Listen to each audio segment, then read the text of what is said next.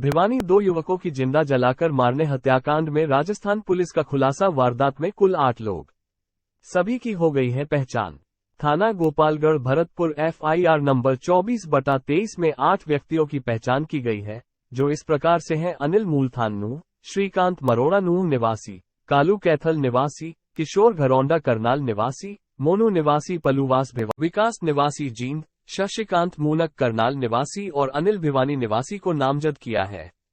IG Bharatpur गौरव ने बताया, पहले स्कॉर्पियो गाड़ी से नासिर और जुनैद का अपहरण किया गया और पीट कर हत्या की, फिर दोनों को जिंदा जलाया गया। उन्होंने कहा कि रिंकू से पूछताछ में पूरी वारदात का खुलासा हुआ है और रिंकू ने पूछताछ में पूरी वारदात को कबूला है। ज्यादा जानकारी दे रहे हैं भरतपुर IG गौरव। क्या कहा भरतपुर IG?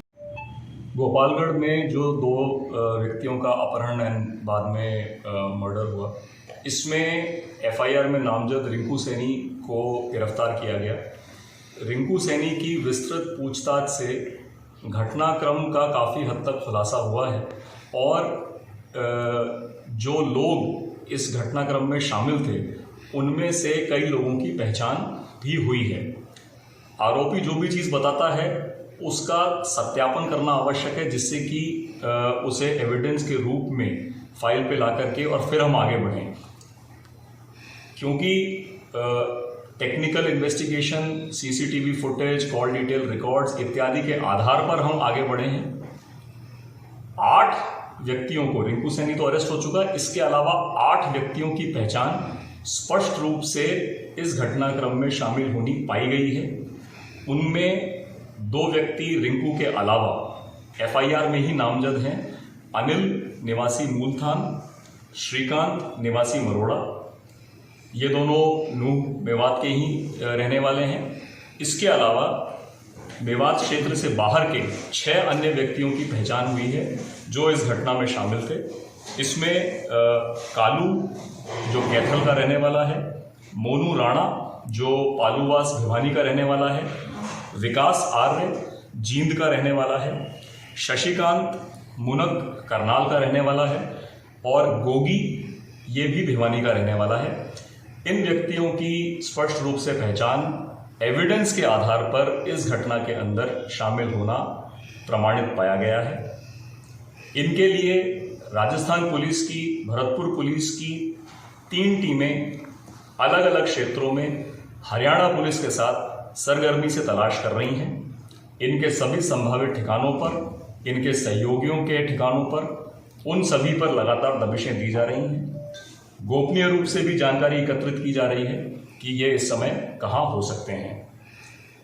अनुसंधान के दौरान जो हम एविडेंसेस को कनेक्ट कर रहे थे, तो उसके अंदर रिंकू की पूछताछ के आधार पर एक बहुत ही महत्वपूर्ण जो एविडेंस प्राप्त हुई वो थी वह वाहन जिसमें मारपीट करके इन दोनों व्यक्तियों को, जुनैद और नासिर को यहाँ से ले जाया गया। उसकी पहचान एक सफ़ेद स्कॉर्पियो वाहन के रूप में हुई। वह सफ़ेद स्कॉर्पियो वाहन, ये जो मैंने आपको नाम बताए, इन्हीं में से 2 व्यक्ति चला रहे थे। एक चला रहा था, एक बगल में बैठा था। उस वाहन का मूवमेंट टेक्निकल एविडेंसेस को कनेक्ट कर रहे थे, तो उसके अंदर रिंकू की पूछताछ के आधार पर एक बहुत ही महत्वपूर्ण जो एविडेंस प्राप्त हुई वो थी वह वाहन जिसमें मारपीट करके इन दोनों व्यक्तियों को, जुनैद और नासिर को यहाँ से ले जाया गया। उसकी पहचान एक सफ़ेद स्कॉर्पियो वाहन के रूप में हुई। वह सफ़ेद स्कॉर्पियो वाहन, ये जो मैंने आपको नाम बताए, इन्हीं में से 2 व्यक्ति चला रहे थे। एक चला रहा था, एक बगल में बैठा था। उस वाहन का मूवमेंट टेक्निकल एविडेंस से यहाँ से भिवानी तक जाना प्रमाणित हुआ, जींद तक जाना प्रमाणित हुआ और जो हमारी विशेष टीम हरियाणा में गई हुई थी उसने जींद में श्री सोमनाथ गौशाला है, वहाँ उसके परिसर से इस वाहन को बरामद भी कर लिया है।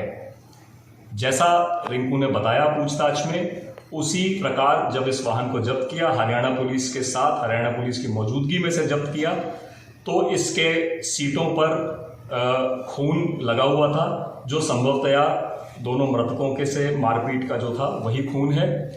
उस एविडेंस को प्रिजर्व करने के लिए और उस एविडेंस को साइंटिफिक तरीके से कलेक्ट करने के लिए यहाँ से मोबाइल एफएसएल टीम विशेष निर्देश देकर के भेजी गई और हरियाणा पुलिस की कस्टडी में, हरियाणा पुलिस की मौजूदगी में वहीं पर उन एविडेंसेस को उस गाड़ी से जब्त किया गया।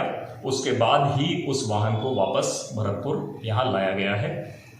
हमारा मानना है जो हड्डियाँ के सैंपल उस जले हुए वाहन से मिले थे, जो खून और अदर बायोलॉजिकल सैंपल्स इस बरामदशुदा स्कॉर्पियो से मिले हैं, और हमने दोनों मृतक लापता युवकों के परिजनों के डीएनए सैंपल लिए हैं। इनको अब एफएसएल मिलान के लिए भेजा जाएगा, जिससे यह चीज़ को एस्टैब्लिश किया जा सके कि यह सब चीज़ें कनेक्टेड हैं आपस में। रिंकू ने जो बातें बताई हैं उसके आधार पर उन सब चीज़ों को टेक्निकली वेरीफाई करते हुए जिन लोगों की पहचान की गई है, इसके लिए लगातार हरियाणा पुलिस के कोऑर्डिनेशन से हम आगे बढ़ रहे हैं और हमें उम्मीद है कि बहुत ही जल्दी ये आरोपी गिरफ्तार किए जाएंगे और इनकी गिरफ्तारी के बाद जो अन्य व्यक्ति इसमें शामिल रहे हैं, अलग अलग स्टेज पर जिस जिस व्यक्ति का जितना रोल रहा है उसका और अधिक खुलासा शेष गिरफ्तारियों के बाद और बेहतर तरीके से हो पाएगा।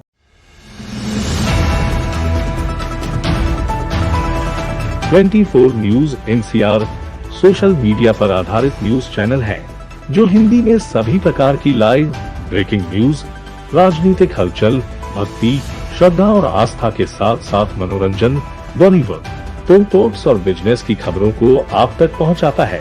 चैनल का उद्देश्य गुरुग्राम, रेवाड़ी, फरीदाबाद, रोहतक, झज्जर, मेवात और हरियाणा की लेटेस्ट खबरों को आप तक पहुंचाना है। इसलिए जुड़े रहे हमारे साथ।